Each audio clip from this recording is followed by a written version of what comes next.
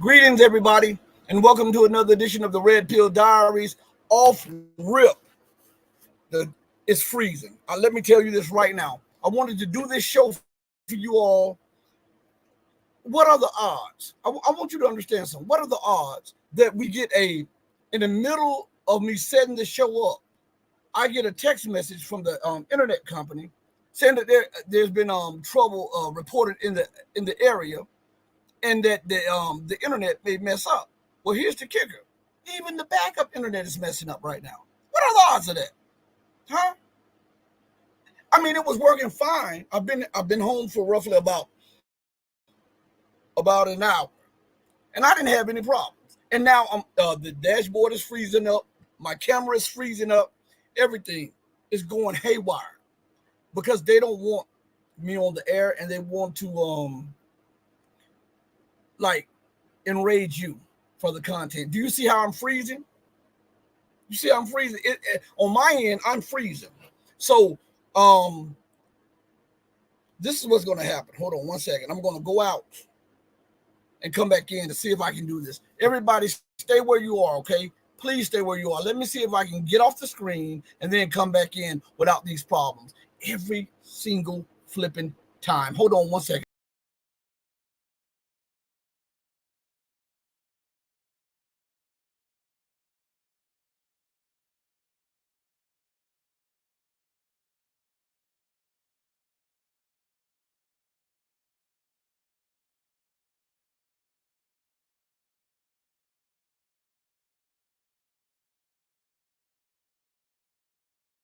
Let me see if this will work.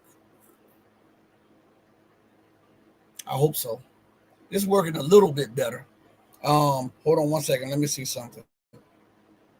All right, yeah, we're good. We're good on this end. I had to look down on my phone to make sure that I'm moving, because on my screen it looks like I'm not, and I'm pausing. So right now I want to take the time out to thank each and every one of you for joining me on the most powerful platform for truth, bar none, anywhere across God's green earth. You know it has to be a powerful program for them to implement all of these schemes and plans to disrupt the show, to frustrate you, to frustrate me, all of that. Now, I was downloading clips before the show, and I had no problems. The speed of the internet was just fine. And now that I'm live, this is what I get. I want to thank each and every one of you on Rumble, on Odyssey, on Twitch, on Locals, on Twitter, on the Red Pill Journals, and the Red Pill Diaries. Let me make an announcement. This will be part one of this segment of the show, which is the true state of American empire. We're going to have part two tomorrow, and it'll be for channel members and for patrons. And then we'll have part three after that. And I don't know if it'll be on YouTube for everybody, but we're going to have that. So I want to get to a few things. This should enrage all of you. Here we go again. It's doing the same thing again. Come on. You got to be flipping kidding me. Everybody, hold on one second. This has got to be crazy, man. I'm telling you. All right, here we are. This is absolutely crazy. You should be enraged. You should be mad as hell at the contempt and the level of disrespect that Joe Biden, his administration, the Congress, and the American government in totality have been and are still showing the contempt and hatred towards you. Why do I say that? Do you know, in the bill that was passed in Congress that went to Joe Biden's desk, the one that allocates money for Israel, the one that allocates money for the military industrial complex, the one that allocates money so-called for Ukraine, and then allocates money towards Taiwan so that Taiwan can face the same fate as Ukraine. Do you know, in that bill, there was some provision in there that most people overlook? And here is the contempt towards you. America borrows this money from the people, from her citizens, and she borrows this money from China and Russia and African nations and Latin American nations and some European nations and some Middle Eastern nations, right? She's borrowing this money, and she sees it fit to rush this bill through in her parliament or Congress, right? To pay for health care for all Ukrainians. You know that? Man, they're messing with my show. Hold, let me get off of this and come right back in again. Let's see if it'll work. All right.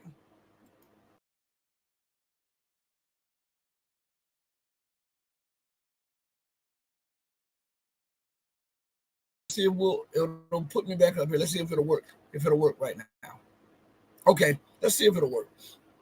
Anyway, she allocated money in her bill to provide for the government of Ukraine, because you know the Ukrainian system is set up where I think there's basic health care. It's not set up now. Mind you, Ukraine is the most corrupt country in the world, but yet they see the need to provide medical services for their citizens, unlike the so-called beacon of democracy here in the West, where they pillage you and rob you and rape you for every cent, every dime, and every nickel that you get. But in this bill that was passed, America allocated money to the Ukrainian budget to pay soldiers, to pay government officials, to keep the health care afloat, which means that the people in Ukraine will be receiving medical services courtesy of you. You don't get mad about that. You can't go to the ER. You can't go to urgent care and receive these services without first paying and then paying thereafter. But America sees it fit, and she sees it more in her national interest. Let me take these things off the screen right here. Maybe this will help a little bit. Hold on one second, everybody. Maybe this will help a little bit. Remove from studio. All right, we'll remove that from the studio. Hold on one second, everybody. I can pull it up at any time off my computer. So just bear with me, okay? Because they're freezing my screen. All right, remove from studio. Maybe this will work a little bit better. I'm fighting against the machine trying to do the show. That's for sure. And they want to do everything they can to discredit me and to destroy what we're trying to build here. There's like I said, they suppress the numbers, they take the numbers away, they do all of this stuff to keep the show from prospering, to keep the show from blowing up. All right, but that's okay. Let's go back to the subject at hand. America sees it fit, and it is in her national interest, according to Joe Biden, according to the Speaker of the House, according to the majority leader of the House, according to the leaders in the Senate.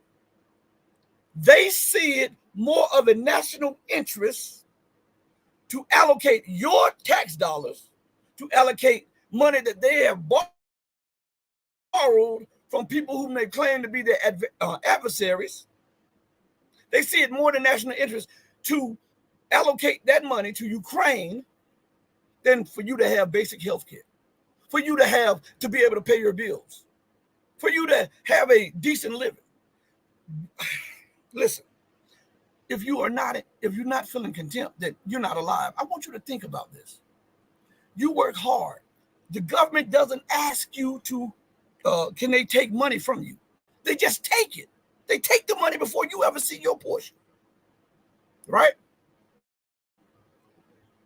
After taking the money before you see your portion, they're already spending that money without your approval.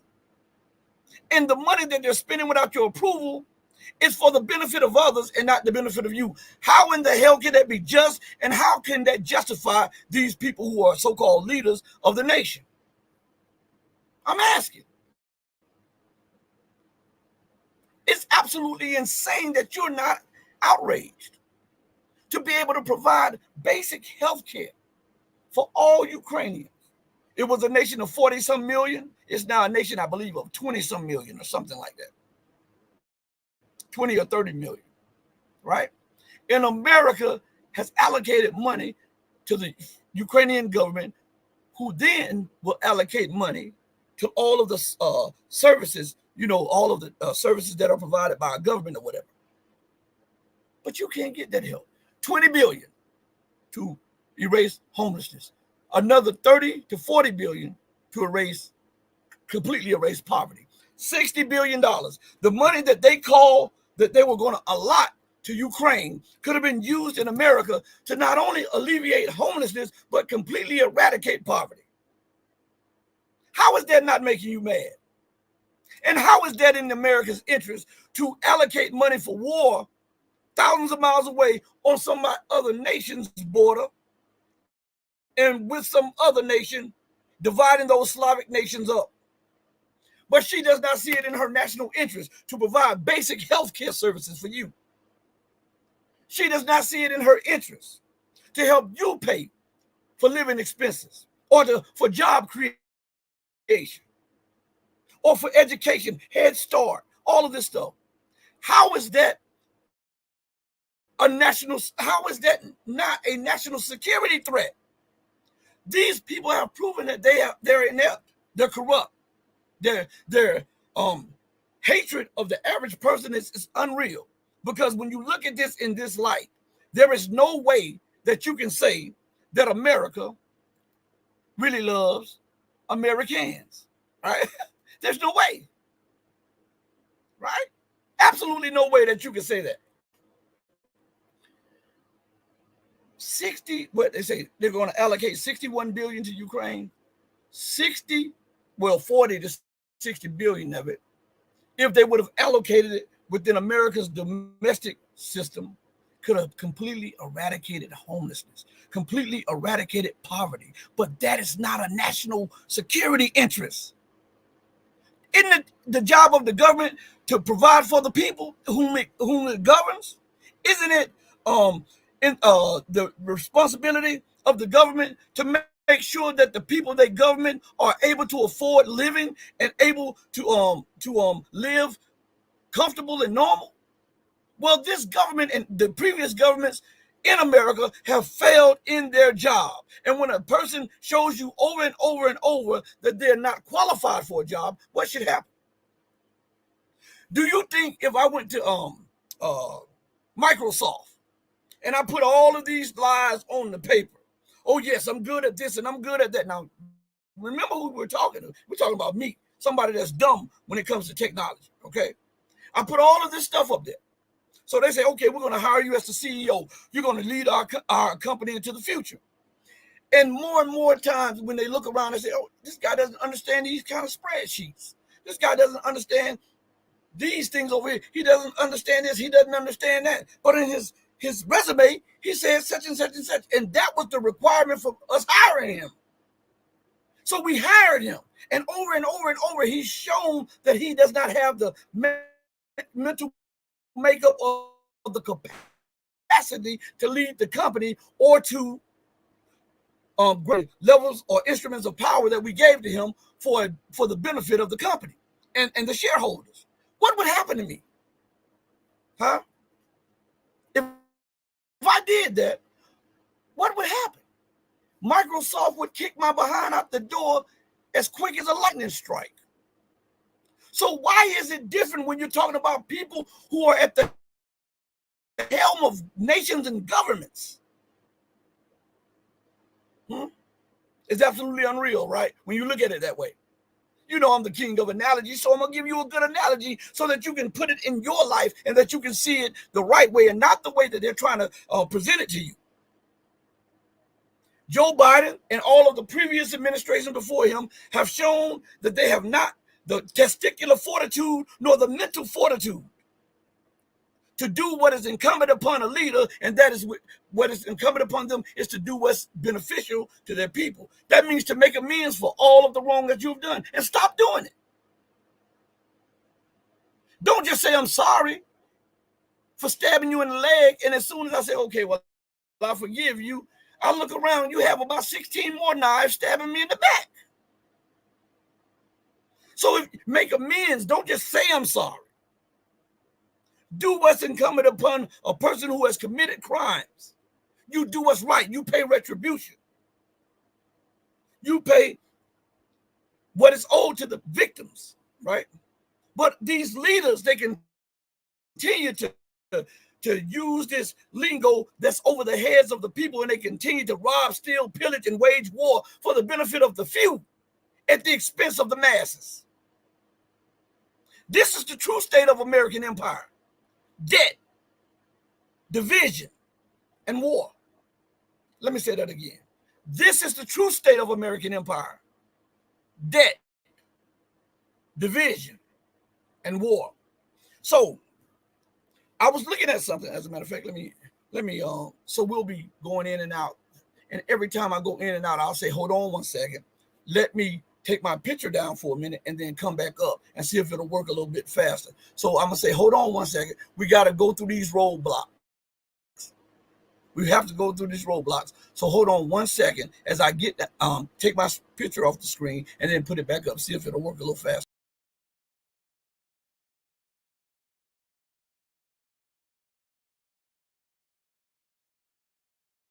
Now, here we are. I wonder if the big channels have to do this. I wonder if the so-called people in the know that have the large audiences, do they have to go through this? And if not, then why will a small channel, according to YouTube, have to go through this? I'm not lying about anything. I'm not embellishing anything. I'm not promoting death, rape, pillaging, lies, deceit, or exploitation. As a matter of fact, this show is built to condemn that and give you the power and the tools that is needed to overcome those things that these institutions, government and social, use and employ against you. All right. Shout out to everybody in the chat. Shout out to people in the chat. But let me go to something. Where is it at? So I was looking at something. And this shows you just the state of American politics. This shows you the state of the American empire, right? When America chooses a nation abroad to spend the money and to bring security to, and ignores the very people at home, right? Think about it. Some of you should ask your congressmen and congresswomen, what is so important about Ukraine that's not as important as the average Joe who can't hardly pay their bills, who have to forego on either electricity or gas money or medicine to pay rent, to pay the car note?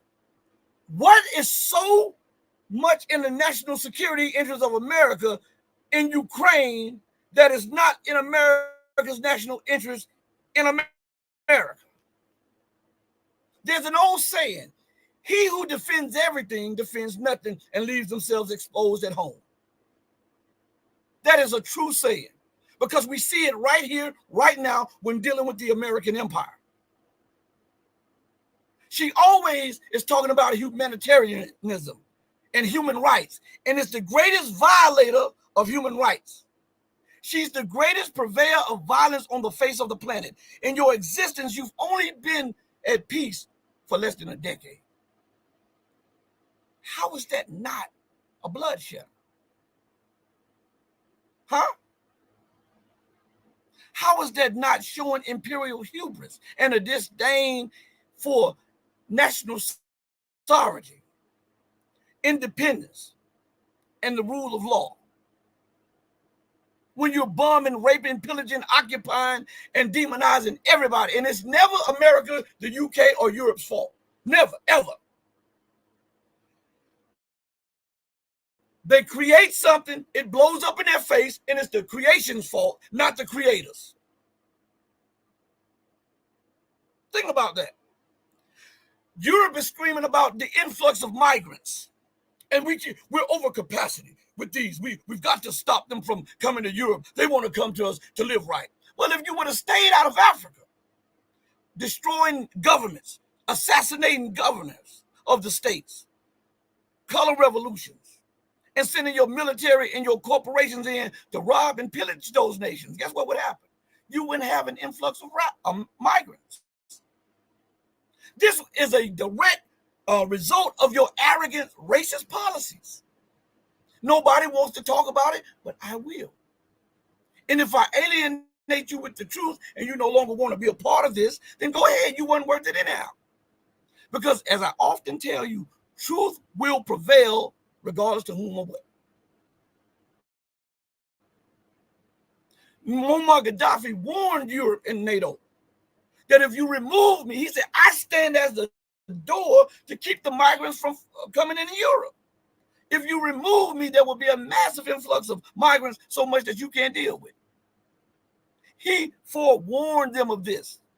And yet they lied on him, demonized him, went to the UN and made the UN halt their thing they were going to do for him. They had this schedule for him where they were going to present him with a humanitarian award for taking his country from the poorest nation on planet Earth to making it the richest nation, not just in Africa, but on the Mediterranean Sea. And if I'm not mistaken, there are European nations that reside on the Mediterranean Sea.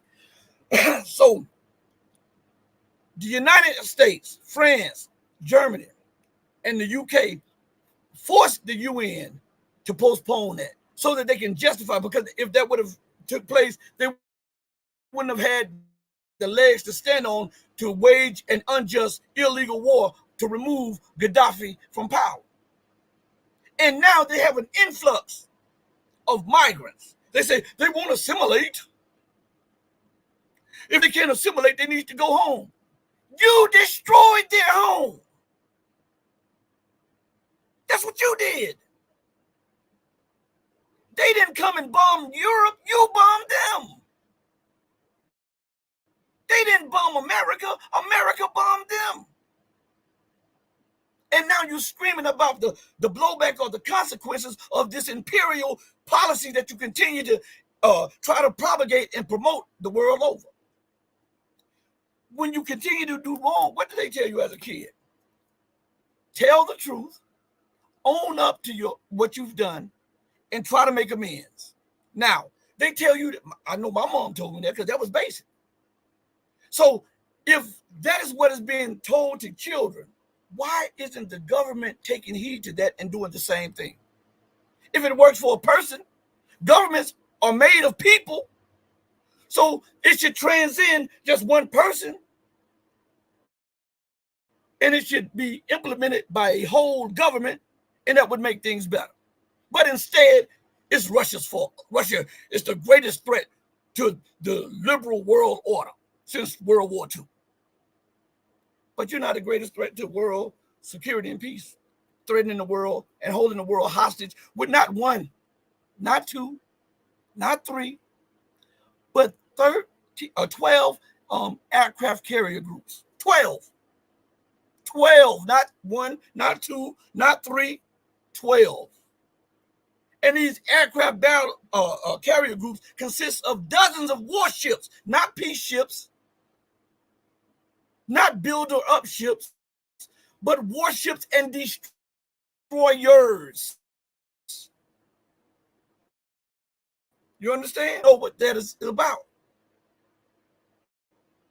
They don't send humanitarian ships to the shores of other nations to say, hey, listen, we think you're wrong, but you have a difference of opinion. Let's negotiate. And while we're negotiating, let us deliver this aid to other people. No, they go to other nations' shores and force them to capitulate or face the onslaught of Western military might. And when things don't go as planned, guess what? It's the regime of Assad. It's the regime of the Taliban. It's the regime of the dictator, Muammar Gaddafi. Putin is a dictator. Xi Jinping is a dictator. Maduro is a dictator. Huh? Are they threatening American people and American shores with warships? No. Are they putting bases in Canada and Mexico and close to Hawaii? In the U.S. occupied Virgin Islands? No. Are they doing it to the UK occupied Virgin Islands? No. Are they putting warships and warplanes close to the occupied Malvinas Islands? No. But everywhere you look, America and NATO is doing it to everybody else. But everybody else, when they buck up against them and say, no, we're not going to go for this, they are the arrogant, belligerent ones, and they are the ones who are provocative. If this is not Orwellian doublespeak, you tell me what is. Huh? Tell me what it is. If it's not Orwellian doublespeak, I'll deploy a carrier group, let's just say consisting of 30 warships and a submarine, to your shores.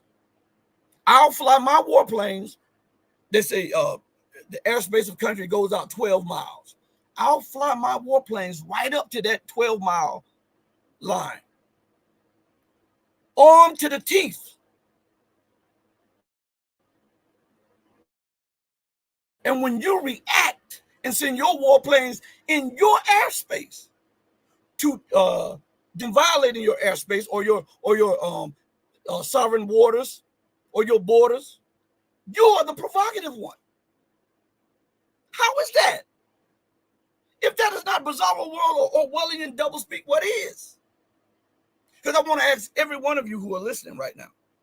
Let's be real about this.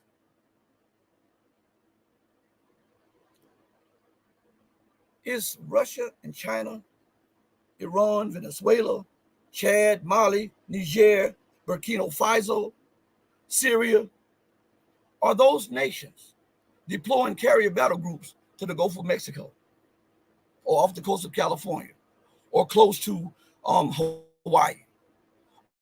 Are those nations building up bases? And the United States announced that she's going to try to turn oil rigs into floating military bases off the coast. See, she wants to skirt international law, the very laws that she claimed to be following. Turn them in military bases off the shores of other people. But we don't see that from the so-called belligerent dictator nations. They're not putting oil wells armed to the teeth with missiles and troops off the coast of France, off the coast of the UK. They are not coming together, creating a Eastern AUKUS close to the English Channel or the Gulf of Mexico.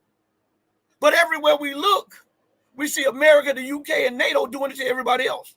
But everybody else is the belligerent ones, the provocative ones, and they are dictators, regimes, and they are against freedom, peace, and security. But America has 12 battle groups that she deploys around the world to keep everybody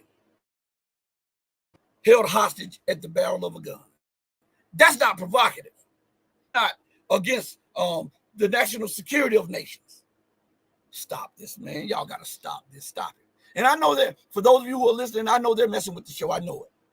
I know it. But we're going to power through this, okay? Suck it up and let's power through it. Let's say that again together. Suck it up and let's power through it. All right? So let's go to something. So this is what it said in RT. Where's my water at? Oh, cold water. I have these see-through cups that and I put ice in them and they get so cold. It's so cold. All right, let's look at this article. The article is on RT and it is called, the title of it is Blinken in Beijing. The U.S. tried to turn China against Russia, but did it work? Now, that's a lot to unpack just in that article. There's another article talking about what Blinken did and how he went to China to demand this and demand that. Matter of fact, let me see if I can pull that article up too. All right, hold on one second. Where's that article? Let me put U.S. China up in here. Hold on, U.S. Boom. I think I'm messing it up. Hold on one second, everybody. China. Let's see if that'll work. All right. Let's see. Ha, there it is. There it is right here. So we have two articles. All right.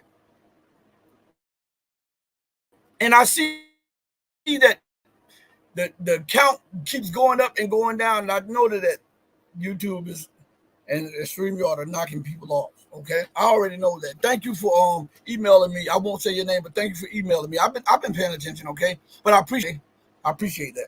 Now, in this article, this is what it said. Matter of fact, let me pull it up real quick. It says Blinken threatens China over Russia ties. Now, I want you to understand something about this. Okay, let me take my face off the screen for a minute and bring it back up and see if it'll work a little bit better again. Okay,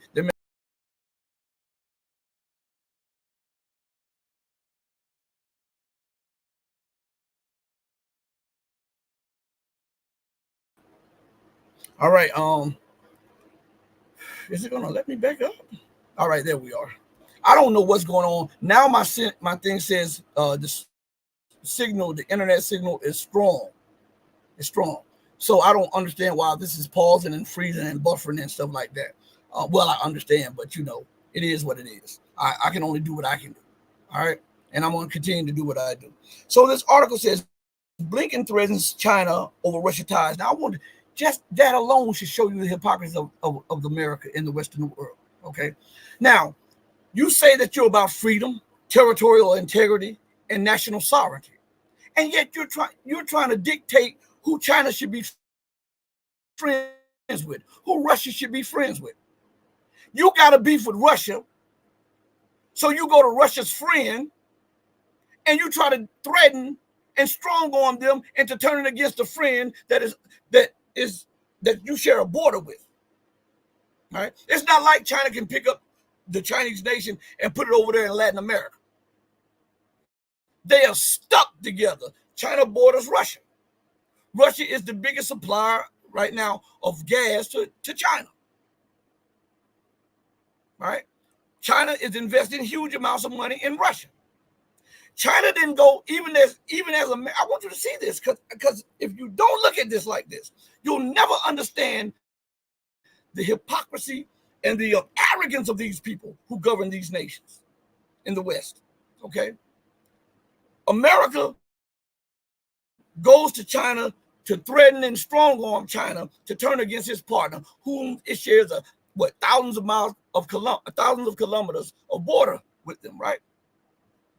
And they say because of Russia's ongoing war with Ukraine, right? Now, China didn't go to Europe and tell Europe you got to separate yourself from America because America continues to say the one China policy, and on the back end, she's continually arming and training Taiwanese on the island of Chinese Taipei. China did not get involved in that. China did not try to turn Europe against America. But we see America trying to turn China against Russia. It's all about what I say go. You understand? When you have ruled so total and you have been able to dictate the terms to the entire world for decades, it's hard for you to accept that you're no longer that far above everybody, and that now you can't just demand things and people just say, aye, aye, Capitan, and do it. You're not the superpower that you once were, and they're not the lagging nations that they once were.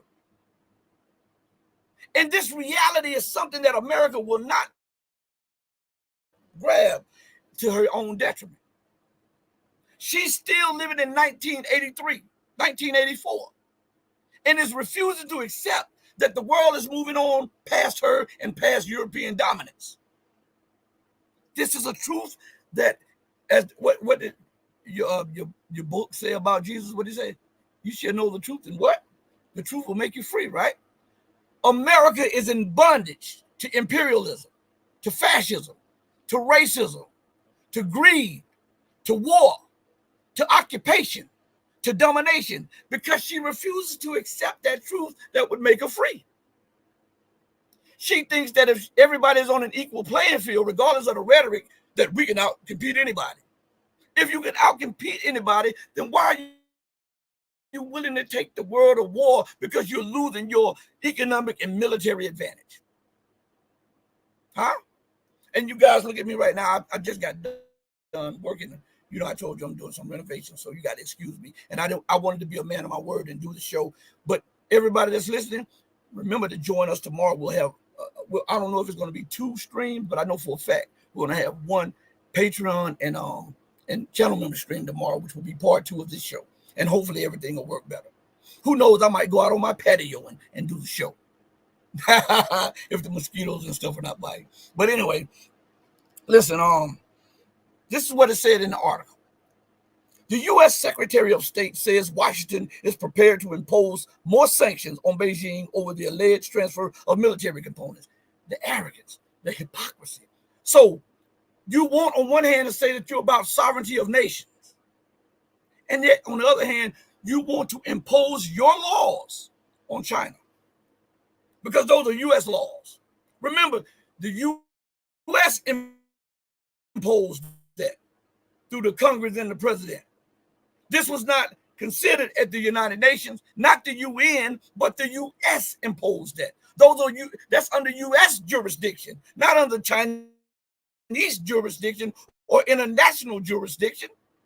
So she's trying to impose and her laws on China and other people. You understand? Is that not hypocrisy at its finest? Let me get off this and try it again. Hold on one second, everybody. Boy, YouTube and StreamYard, you suck. Hold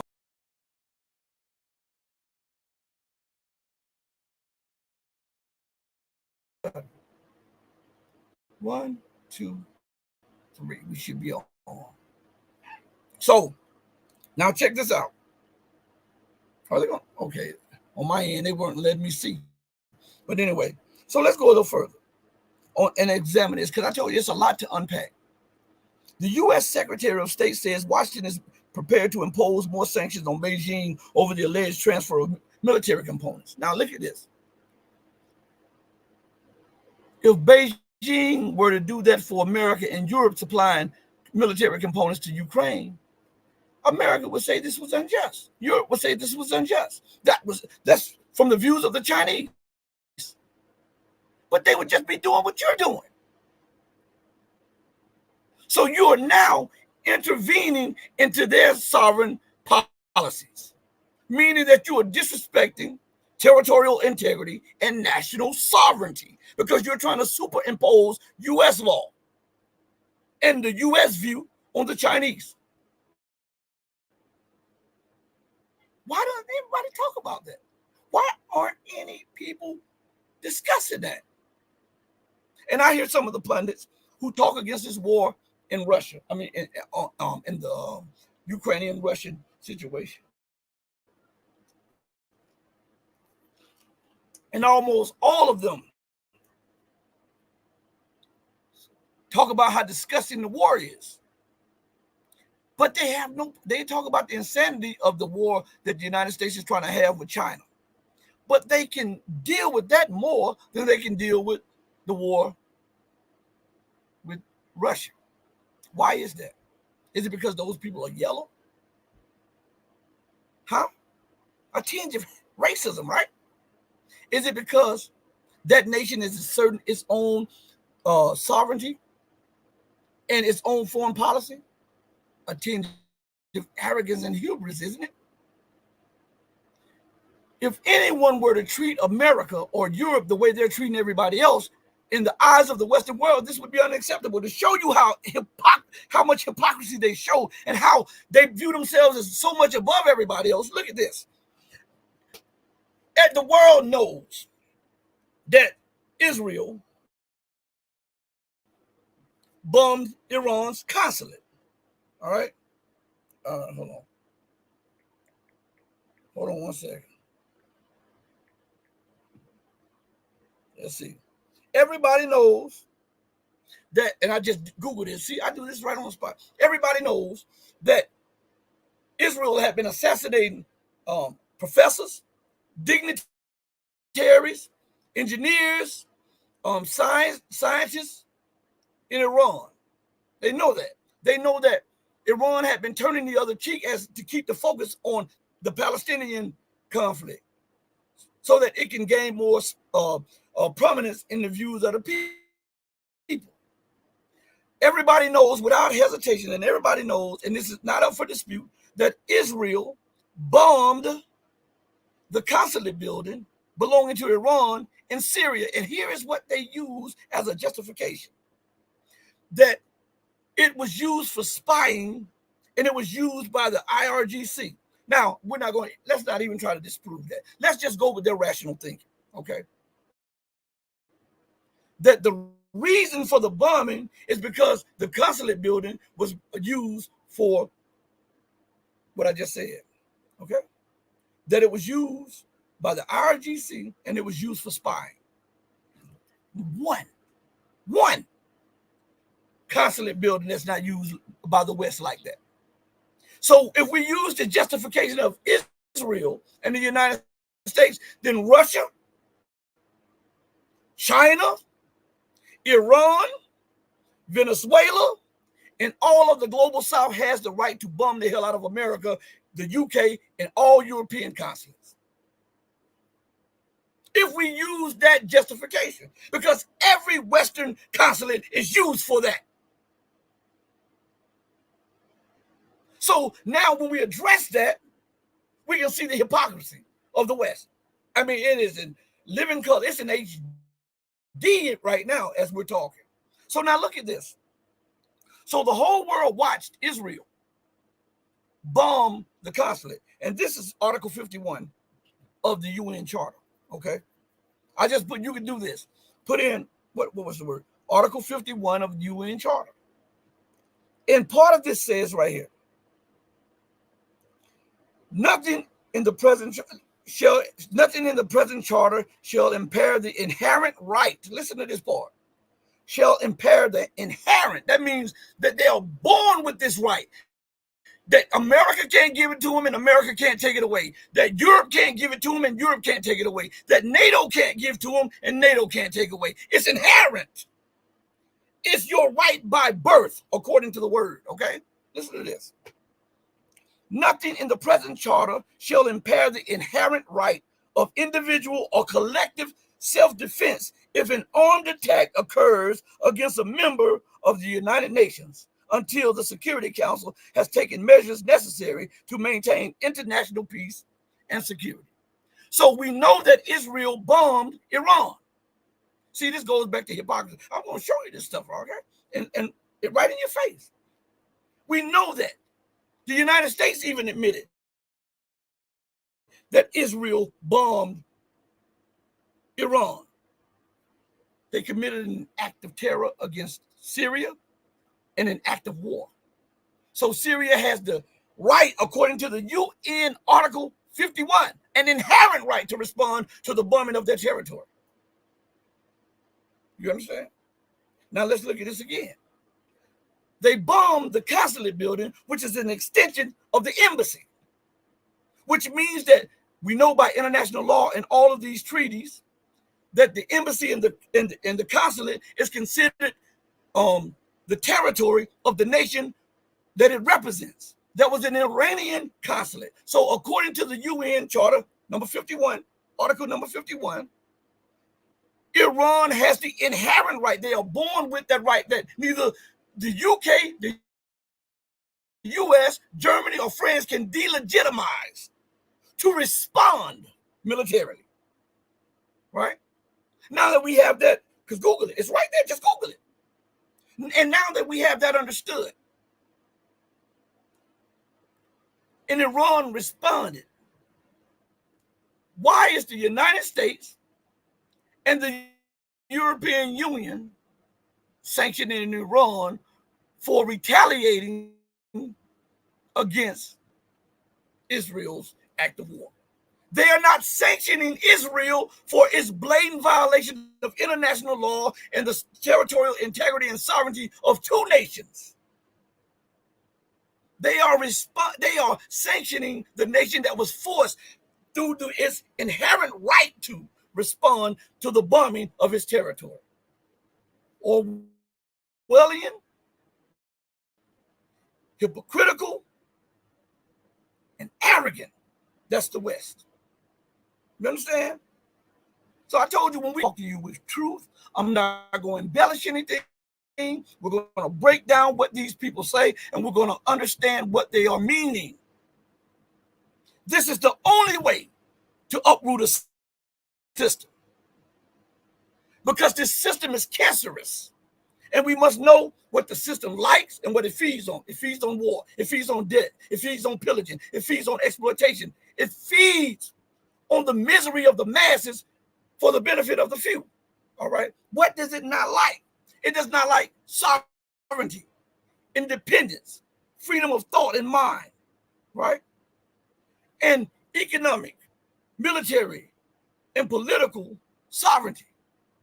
So if it does not like that, we have to empower ourselves to know what's going on so that we can get what they don't like, make a vaccine, because the world is the host body, and we've got to inject that into the world so that we can kill off the virus.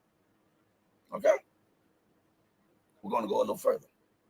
So now, see the hypocrisy?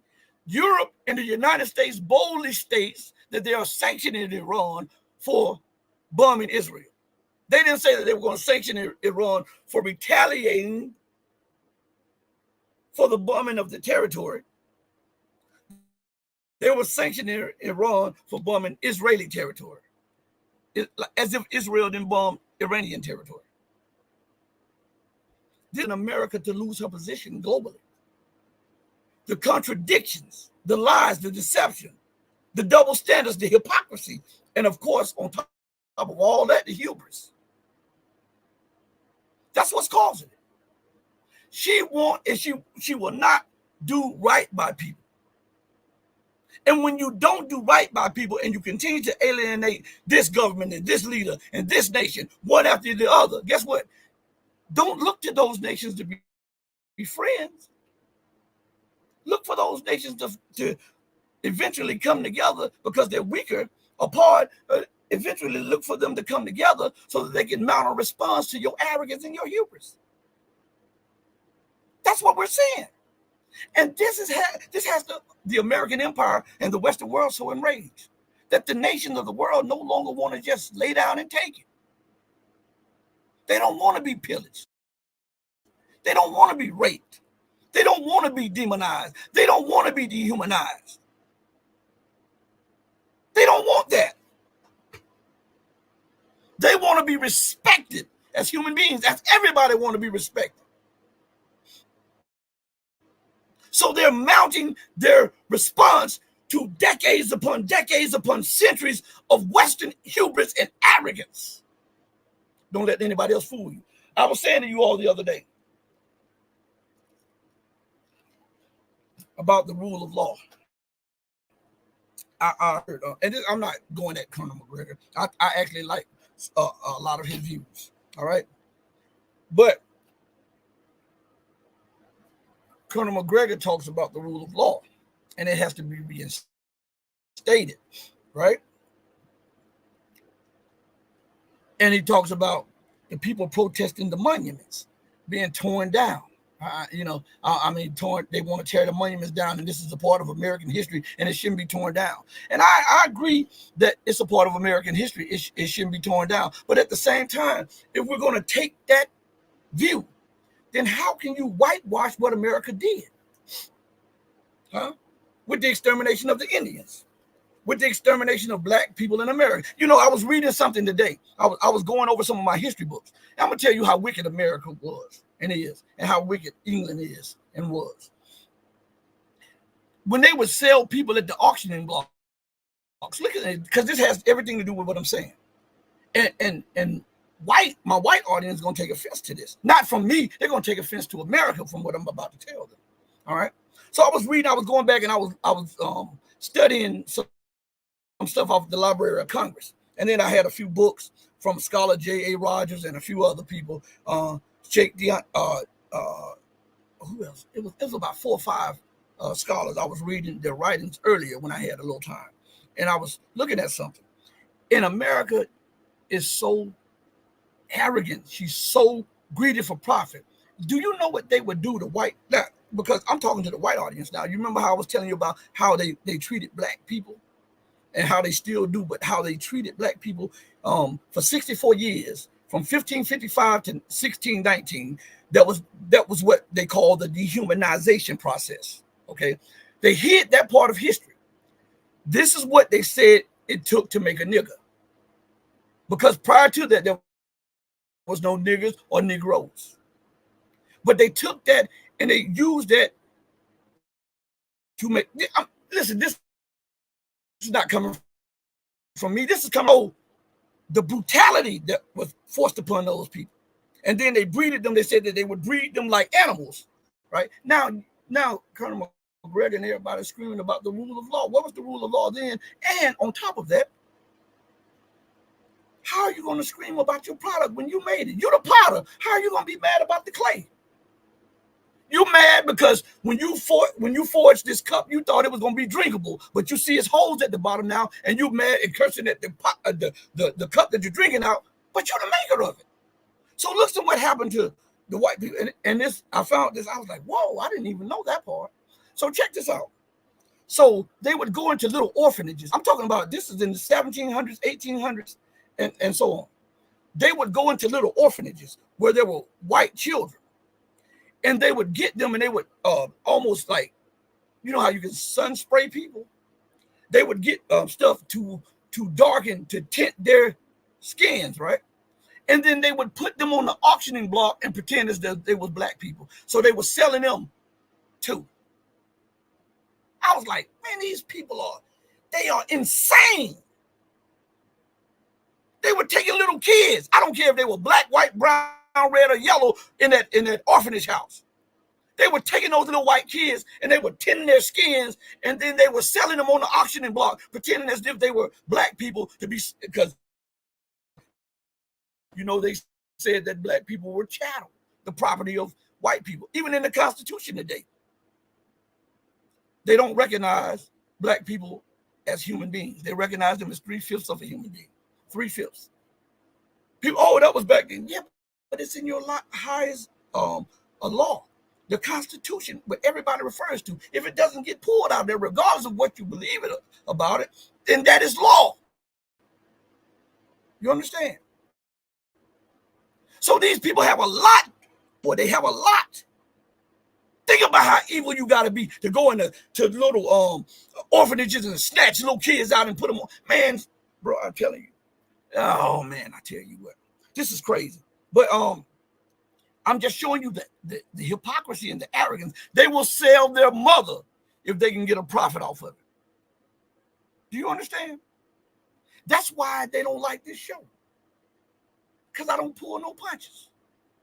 This is a no holds barred. I'm going to give it to you straight without a chaser. You understand? So, again, they're going to sanction Iran for what? Responding. And it has according to the UN, Iran's response was its inherent right. You know what? Okay, let's look at something real quick. Okay. Because we need to get a full understanding of this.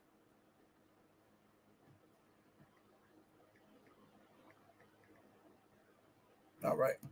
Now, according to Google, the word inherent is an adjective. It means as a permanent, essential, or characteristic attribute. Right? It says intrinsic, innate, imminent. Okay? So this is a birthright. It was enshrined into the very organization that America built, the United Nations.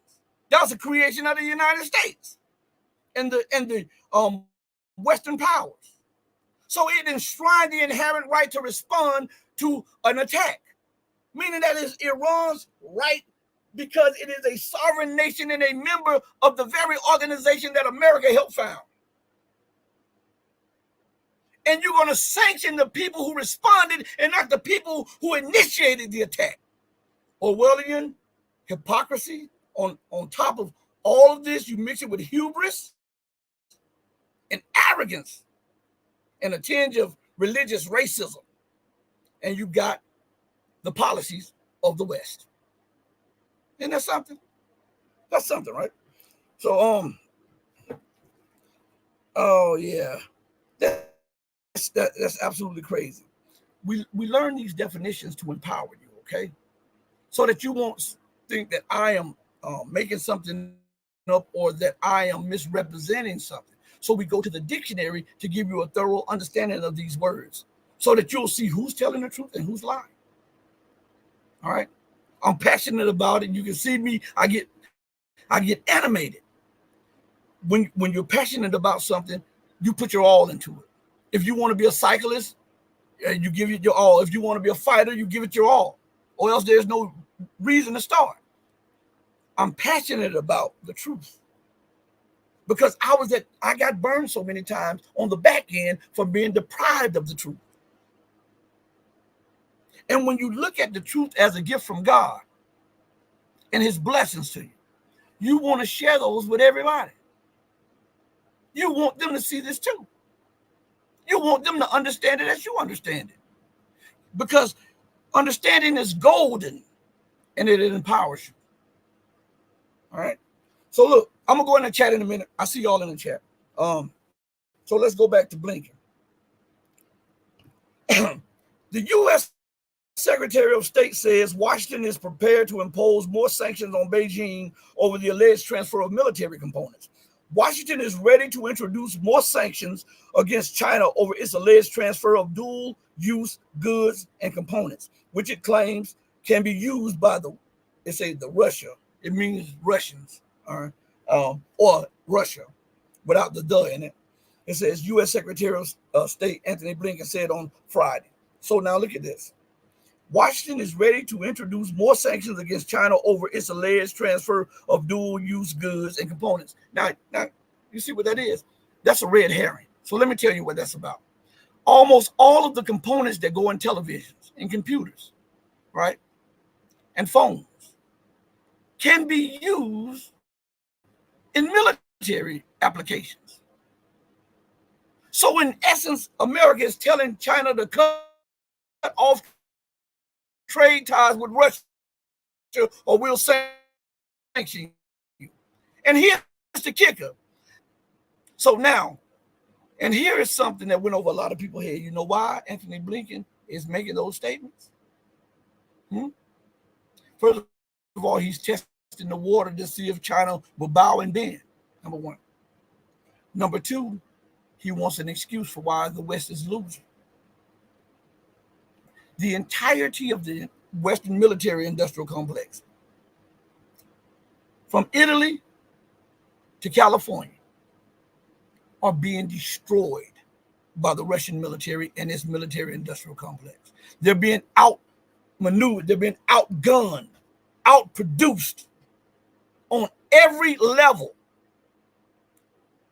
And they need an excuse every time they get in a little quagmire. It's somebody else's fault. I told you, these people are children. They never own up to the evil that they do. They'll make a joke about it in a presidential correspondence dinner. They never truly apologize and make amends for the wrong that they've done and they're doing. And it's always somebody else's fault. If that is not the actions of a child, you tell me what. So it's Russia's fault for defending, for going into Ukraine because you had dozens of biolabs on its border. It's Russia's fault for going into Ukraine because you had intelligence and spying bases right on the border of Russia. It's Russia's fault for going into Ukraine because you were turning Ukraine into a NATO military base. It's Russia's fault for going into Ukraine because you overthrew the duly elected, democratically elected president of Yanukovych to impose your will on that nation so that you can throw Russia out of the Crimean Peninsula so that you can seize the bases there to set up for you in the UK. That's Russia's fault, though. Huh? You had nothing to do with it. You're not fighting the war, even though you just said you're sending more trainers to Kiev to show them how to use the weapons. Listen to me good. I don't advocate violence, but I know when violence comes, you're supposed to fight like hell to minimize your exposure to the violence. There is no way on earth. I don't care. I don't even have to be the president of the Russian Federation. I could be the president of the Syrian Arab Republic. There is no flipping way on planet Earth that you can say that to me and all the intelligence points towards you doing that and me not reacting. There's no way. Absolutely no way. No way. No way on earth. Well, you'll get blown to smithereens. Well, my sacrifice will pave way for other nations to stand up. And I think that's a good sacrifice. Because right now, almost all the nations on planet Earth are on their knees. They're trying to stand up. The empire is falling, but it still has power, pull, and influence. I think that would be a great sacrifice, to sacrifice my nation so that other nations in the entire world can live free of the brutality and the dictates of the imperialistic West. You're not going to tell me that you're going to supply, like, if I'm Vladimir Putin and you're telling me that you're supply, I'm going to bomb every building that you're in, every one of them. Every single one of them. You will not, because I hear all of these pundits talk. But here is something that they need to also put in the equation. As Russia allows America and NATO to become more belligerent, even though Russia is winning the battle big time, Russian soldiers are dying. Russian citizens are dying. And it is the responsibility of the government of any nation to protect the people and the sovereignty of their nation and to do the best that they can to preserve the lives of those who are citizens of that nation. And if you don't do that, you become derelict of duty.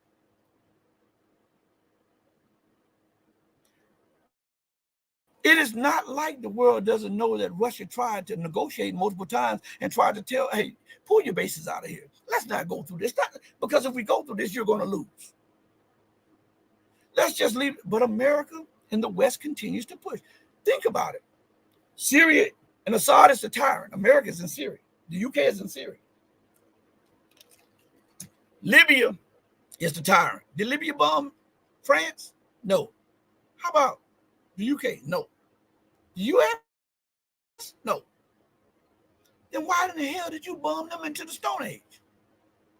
Venezuela is the Venezuelan president is a dictator. Did Venezuela attack America? Does Venezuela have bases on the Mexican-U.S. border? No. But does America have that close to the Venezuelan border? Have they tried to assassinate the leader? Yeah. Are they trying to overthrow the leader? Yeah. But it's Venezuela that is the dictatorship. Maduro is the dictator and the dictator of the regime. Then when you turn and you say, did Iran assassinate General Milley? No. But did America assassinate General Soleimani? Yes. And everybody's fine with that. Okay.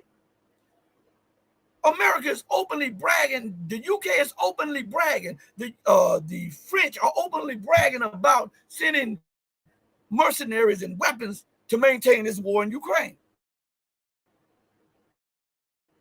Russia has been warning and warning. People say, well, if Russia reacts, then this might go nuclear. Well, the hell with it then. If America and the West want to push it that way, then it is what it is. You can't expect a person to continue to allow you to kick them, spit on them, bite them, or stick them with knives and not react. See, we built different. We're built different. I know that we could be on the brink of World War III, but aren't we already in World War III? I would not use nuclear weapons, but I'll respond if you try to use them. But guess what? If you're shipping weapons, this is Russia's mistake here, right here. After they started drawing in all of those mercenaries and all of their weapons, all the weapons, so that they can demilitarize the West. What they should have done is drop troops or sent troops around the periphery of Ukraine, the borders. so that they can control the border areas with special forces, satellites, and drones, right? That way, it could have minimized mercenaries coming in there and minimize the transit of weapons there, which would have saved lives in the Donbass and Russia, okay? And it would have saved innocent Ukrainian lives too. Now, on top of that, Russia should have made a warning to them from when that terrorist attack. I'm not talking about in Moscow. I'm talking about when they hit the Kremlin. People, how quick we forget. The U.S., the U.K., the French, and their allies, you know, they put it on the Ukrainians. But Russian intelligence they're not stupid. That they tried to hit the Kremlin. They hit the Kremlin with a drone. To show the West I was not playing, I would have hit one of the Western capitals. It would, and then you want to negotiate then, because you'll see that you're not going to rain this death and destruction on me and my people and be free from this. Well, we'll go to war and we'll defeat you. Then do what you must, because I'm going to do what I have to for my people and for my nation. And let the best one win. You cannot allow these people to do it. I told you all at the beginning that Russia was emboldening the West. When they give them an ultimatum and the West steps over that, they're going to do it 3 times over, then 4 times over. Then and look what happened. They're continuing to escalate. If they would have been socked in the mouth, I'm not talking about in Ukraine, I'm talking about on so-called NATO territory. NATO would have either had to negotiate or show them what they were about. Do you understand? See, this stuff that I'm talking to you, it seems out there to you. But this is how people conduct business every day on the streets. This is how people conduct business every day in their lives. And if people do this every day on the streets and every day in their lives, and we know that the governments are comprised of people, guess what? Then it should be very useful when you go into government, right? That's a no-brainer. If you sock me, I'm going to sock you back. If you hit my bridge, I'm going to hit the London Bridge. I'm not advocating violence, YouTube. I'm just giving a fictitious perspective, okay, YouTube. So I don't want you to ban me and do all this stuff like this. I'm not advocating violence. I'm trying to promote peace. And sometimes to promote peace, you got to put out different scenarios so other people can see them. If you hit my bridge, how's your bridge going to remain safe? If you sink my warship covertly, how's your warship going to stay afloat? You hit my ship, I'm going to sink 2 of yours. You fire into my territory, I'm going to fire 5 in yours. Once we get that part understood, then the war can remain in Ukraine. And once it remains in Ukraine and we wipe the floor with them, then it's over. And the loss of life is at a minimum. Well, it could go nuclear, it could go to full-blown war. It's already doing that, and at the cost of millions of lives. You understand? Man, I'm telling you. So we'll read a little bit more. Let me go to the chat let me just scan it real quick before I read what's going on. And remember, I'm having problems. They say something is going on with the internet in the neighborhood, but my internet readout says that my internet is good.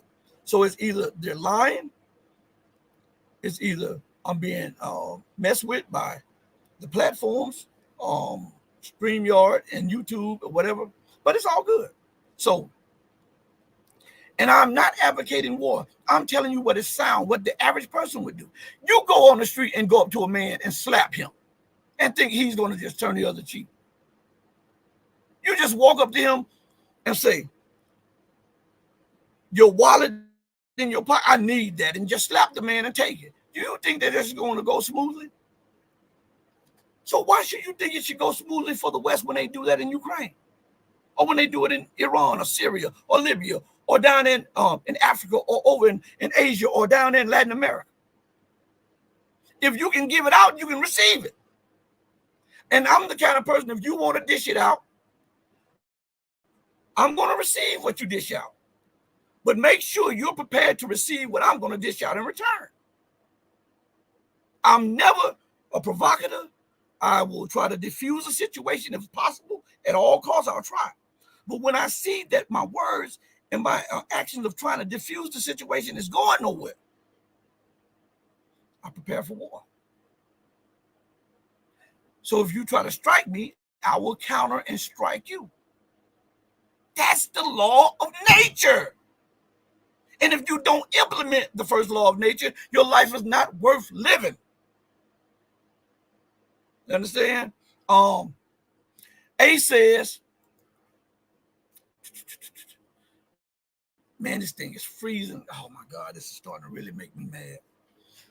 Wall Street Treasury, revolving door, plenty of parasite provisioning, a self-licking ice cream. Yep. Check this out. It's not just Wall Street. It's not just Wall Street.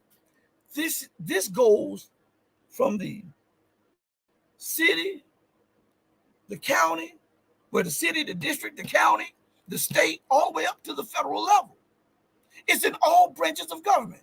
Look at Lloyd Austin, the war secretary. What was he before? He was a general in the military, and he is on the board of Lockheed Martin.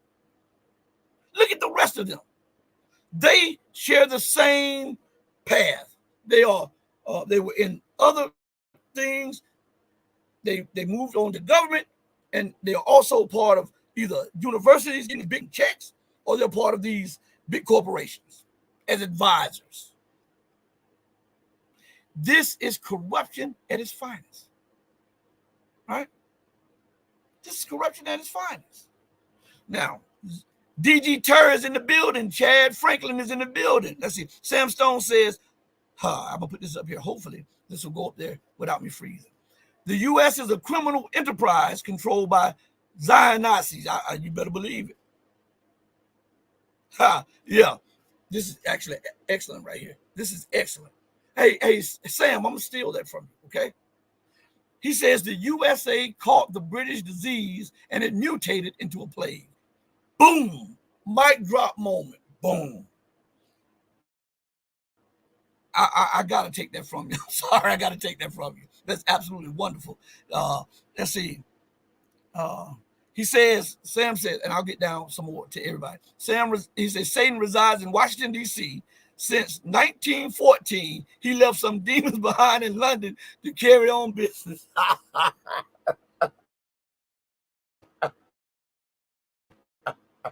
Says, is it going to let me?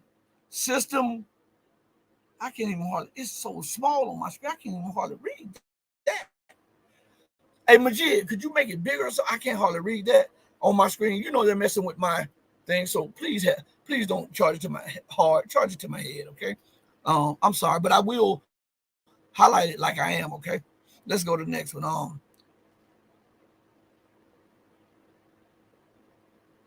right.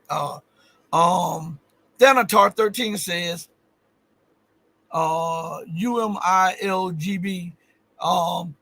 cannot comprehend civilization even when they stare it in the face. Yeah, they are the true barbarians, the destroyers of hundreds of civilizations across Americas, Africa, and Asia. And not just that, guess what? They did to take power in Europe. They destroyed a lot of civilization up there. That's crazy, right? And they say that they are the civilized people. They're the first world. If that's the first world and that's civilization, label me a savage and a third worlder. Okay? p.1 says, America, land of the thieves. GL says 100. My guy is in the building. Medi says, salute. Man, I hope they don't freeze the screen now. Salute to at the Red Pill Diaries and this informed chat. Salute to you, Medi. Let's see this right here. Medi also says, China officially asking for an investigation into the Nord Stream incident is a huge shot over the bow of the United Nations. Yeah, But that's not all, right? China is also putting the U.S. on notice. Hey, listen, I would not advise you to sanction us over this. We are a sovereign nation with Russia, and we are, those are our strategic allies. If you do this, then you must bear the consequences of this. So the Chinese are not bending, they're not breaking, they're not moving, they're not flinching. They are preparing. Many says they're going to force the United Nations to investigate full and fair. You know what? Common sense tells us that the United States, I mean, everybody in the world knows who did it. As I said before, how in the world, and I said this before anybody said it, okay? How in the world can you not know who did the Nord Stream pipeline with all of your spying assets in the waters? And within the drop of a dime, before the smoke even cleared from the burning building, you knew who had perpetrated the terrorist act in Moscow. Man, stop this foolishness. It's unreal. Betty says BRICS is the key. And he say dictionary time. You better believe it. Dictionary time. I'm going to give it to you raw, uncut. I'm going to give it to you. Let's see. China basically sent basically a junior janitor to me. I got to highlight this one, man. China sent basically a junior janitor to meet Blinken. Man, that is so, and they disrespected him by doing something almost to what you said, right? A big insult to the Biden administration. That's right. Yeah, right here. MJK, absolutely. This is what I'm talking about right here. Right there. Some Russians think that Putin is too soft, want more assertive action. This is what I'm saying. Even though Putin was elected with 80% of the vote, right? 79, 80%. Some people say 79, some people say 80% of the vote, right? Those people are now demanding that Russia start returning the favors that America and NATO continue to send over to them. You can only do this for so long. This is what I'm saying. You can be the most passionate, the most passive, and the most loving person.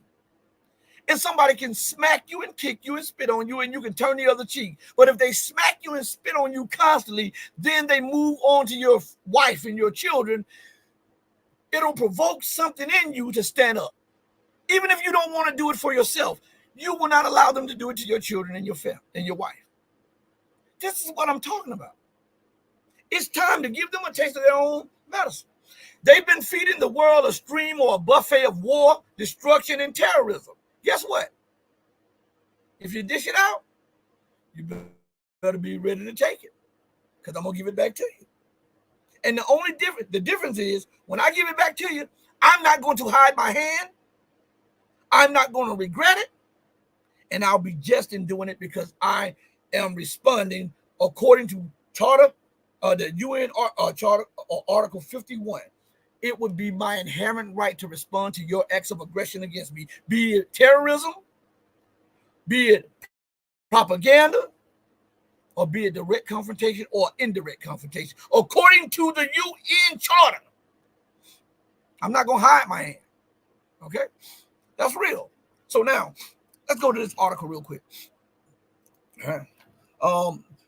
Washington is ready to introduce more sanctions against China over its alleged transfer of dual-use goods and components, which it claims can be used by the Russia, it means Russia, U.S. Secretary of State Anthony Blinken said on Friday. Speaking at a press conference in Beijing following a meeting with President Xi Jinping, the U.S. official recalled that Washington has already imposed, listen to this, sanctions against more than 100 Chinese entities and is fully prepared to act and take additional measures. Now, right there, I think the Chinese, because the Chinese are so patient, I think they were out of step on that motion right there. When Anthony Blinken would have been addressing his targeted audience, which is the West, from Beijing, I would have interrupted his press conference. I know that's not diplomatically acceptable in the West, but what has the West done that is diplomatically acceptable to everybody else? I would have immediately came out there. And I think this is one of the big problems with most leaders. They don't know how to speak English. So when you want to really find out how your adversary ticks, you learn their lingo, you learn their language, you learn how they walk, how they talk, how they get down.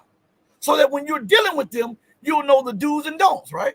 So if it were me and I was in that position, when Anthony Blinken mounted the rock in Beijing, I tell you, not in Washington, D.C., in Beijing, the capital of the rising superpower, and said that, and almost boasted about this. The U.S. official recalled that Washington has already imposed sanctions against more than 100 Chinese entities and is fully prepared to act and take additional measures. I would have interrupted that and I say, now, guess what? We're going to help you do that because we're ignoring all of your pleas for us to stop interaction with Russia. So you get on the first plane smoking out of here and you do what you must, but you will accept the consequences of what you are doing. And anything that you impose upon us, we're going to come back 50 times harder. You want to sanction us? Okay, sanction us. And I'll let them implement sanctions against TikTok, sanctions against Huawei, sanctions against this. And when they get done with all of their sanctions, if I was China, I would mount the rostrum and I would speak in English first. And I would be speaking directly to the West. Since we have it that you have implemented illegitimate, illegal sanctions against China, we have now come to the conclusion that there is no talking to you, there is no being friends with you. As of this moment forward, all Chinese goods and products will be banned from entering the United States. I would sanction them immediately. I would shut it down. Now see how you're going to deal with that. See how long this lasts. See how long, if your nation can get by more than 2 weeks without my goods. And I'll say, and we have already planned to reroute all cargo ships that are heading to the U.S. to other destinations. Now, how you like that happens? Huh? That's not just your prerogative to sanction people. And I want you to think about the lunacy of the policies of sanctioning China. China has 5 of the top 10 banks in the world. They have the top 3 banks in the world. They have the largest amount of billionaires in the world now. They, as I often say, they supply more goods to the United States and the West than anybody. They're the United States' largest trade partner. They're the United States' largest investor. You owe us a tune of $1.3 to $1.5 trillion. So we're going to see if you can withstand the blowback of your sanction policy. See, if you allow a tyrant to continue his tyranny or her tyranny, they will continue so. And they will become more arrogant, more boastful about it. And they'll continue, and then there'll be a miscalculation. But if I tell you up front what the deal is, there's no miscalculation with me. You know where you stand with me. If you cross this line, these are the consequences. And if you follow up crossing that line with this one, these are the consequences. And as you escalate, we will escalate 3 times. If you deploy your ships in the Taiwan Strait, I'm going to sink them. If you don't get your military off the little base, that little rock or that little island that's 2 miles away from us, I'm going to blow it up. If you don't remove your troops from Taiwan, we'll invade. Let's see how you're going to like that. Because it's not just your prerogative to deem who is a tyrant and a dictator and then go unjustly and illegally to bomb them and occupy them and destroy their nations. You don't have that prerogative, that right. So if you want to do this, let's do it. We're not going to halfway do this. My mom always taught me, if you're going to do something, do it to the best of your ability. All right? Don't half step in it. Do it to the best of your knowledge and your ability. My pops taught me that. My mom's taught me that. So if you want to go down this ladder or this escalator, be prepared for the blowback of it. I'm not advocating war. See, if you lay these things out, this is what most people and all of these pundits don't understand. And they should understand because it's clear as day. If you allow the bully to continue to bully, he will become more arrogant in his bullying and more forceful. But if you lay down the law, right, and you say, if you do this, I'm going to do this back to you now.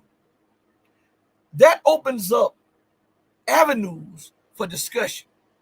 That opens up and it provokes thought in the halls of power that they're serious. That gets you to the negotiating table to prevent war. When you demonstrate your resolve, you can prevent war. Have you ever noticed sometimes, have you watched a movie where the bully is bullying and the guys are cowering and the bully continues to bully and he gets more egregious with his bullying? And then you look at it, some guy comes out of nowhere and the bully tries to bully him and he won't let the bully bully him and he confronts the bully and the bully backs down some. Because that guy was not willing to take what the bully was dishing out. That applies in government also. Why must I take all of the hits? Why must I suffer? Because people say, well, if you do this, then NATO will intervene and soon it'll go nuclear. Instead of telling me that, tell NATO. I'll tell them, instead of telling me, I'm the one on the battlefield taking losses. I'm the one suffering terrorist attacks. I'm the one in this because they were trying to provoke me. So instead of asking for restraint from the victim, tell the aggressor to restrain themselves, or else we'll be confronted on the battlefield and we'll see who wins. But you're not going to get away with just doing me any kind of way, the way you feel. That's not how life goes. And when you lay that, see, I noticed this, and I know I'm going to get back to the article. I noticed this about people. People are so used, especially in this society, people are so used to fakeness and so used to talking behind people's back and mumbling stuff, and they may have a problem with the person, and instead of confronting it head on, they go mumble and they talk about the person. But if you confronted that person head on and you talk, it's a lot that could have been pushed out the way, and then there could be some ground that you can meet on to defuse the situation.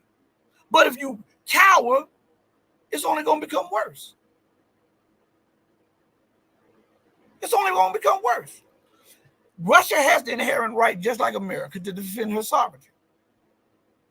China has the inherent right, just like America, to defend its sovereignty. Iran has that right. Niger has that right. Mali has that right. Chad has that right. Burkina Faso has that right. And all of the nations of the planet Earth have the right to try whatever is within their means to preserve their territorial integrity, their sovereignty, and the livelihood of their people.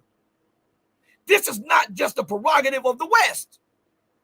And for people to put the onus on Russia not to react, or for Iran not to react, or for China not to react, that is putting the victim who is already at a disadvantage in a more precarious situation, because you're not holding the assailant to the law.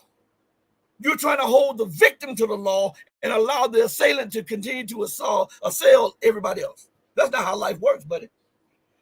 I know that's not how I work. I don't get down like that. I can be your best friend, but don't do me like that. I'll talk to you peacefully. I'll try to get over the moment and try to come to some type of agreement.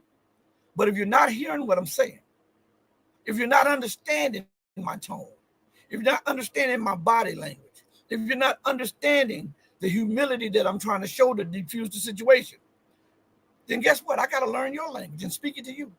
And if your language is that of force, guess what? I'm going to speak that language to you, because that's the only language that you've shown to understand. You understand that? I'm just, I'm just talking with you all. Listen, we might have two streams tomorrow.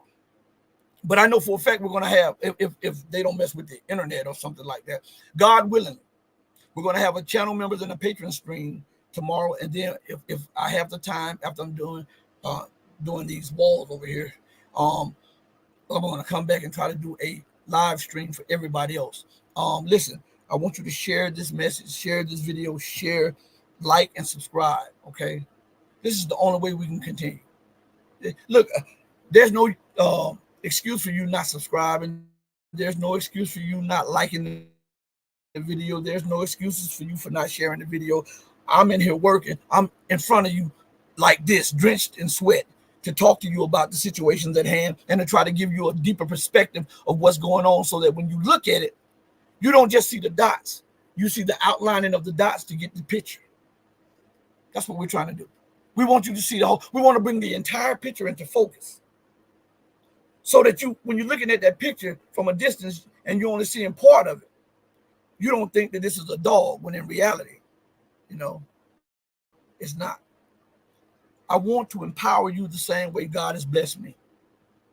You want for your brothers and sisters what you want for yourself. If you don't want, then you're not godly. If you're trying to exploit the people, because God has blessed you with a little understanding and a little knowledge of history and geopolitics, if you try to use that to exploit the people, you're not worthy of the blessings of God. We've got to learn to do better and act better. And we've got to start putting those same ethical and moral weights on the person that continues to violate ethics and morality. You can't just put that all the weight on Russians and expect Russia not to respond when they're suffering terrorist attacks, when they're suffering missiles flying into their borders. Russia would be a fool not to respond militarily. And the people would be just to overthrow the government, because they did not do the job that they swore that they would do, to defend their nation with all of their power. That's not just a prerogative of the United States. And that's not just a prerogative of the West. That's, according to the UN, that's your inherent right as a person, as an organization, and as a nation. And if you don't live up to that, are you really worthy to be in a position of stewardship and governance? Of course not. Everybody, thank you all for giving me your time from the bottom of my heart to the depths of my soul. I really appreciate it, because you did not have to. You could have been doing something else, especially today is Friday, and the foolishness is going on. But I appreciate this.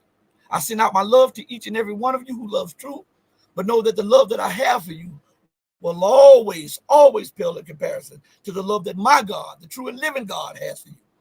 Until we next speak again, stay strong, stay true, but above all, stay righteous. I thank each and every one of you for joining me. Join me again tomorrow.